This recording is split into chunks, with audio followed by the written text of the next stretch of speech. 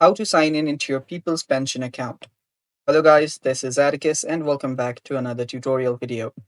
In today's video, I'll teach you guys how you can log in into your People's Pension account. So without any further ado, let's dive right into it. First step is open up a web browser. After that, simply search for People's Pension.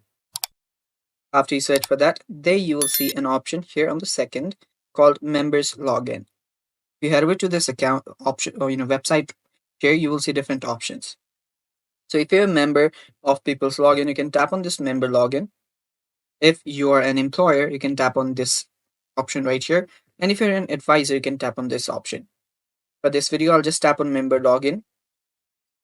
After tapping on it, it should redirect me to another login page. So right here, all you now need to do is type in your email.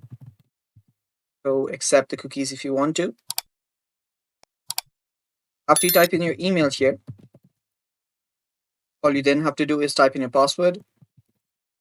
And after you do that, tap on login option right here to log in into your account. After that, you'll get logged in. And if you've forgotten your password or your email, you can simply recover it from here. And that's basically how you do it, guys. Thanks for watching. Stay tuned for more and bye bye.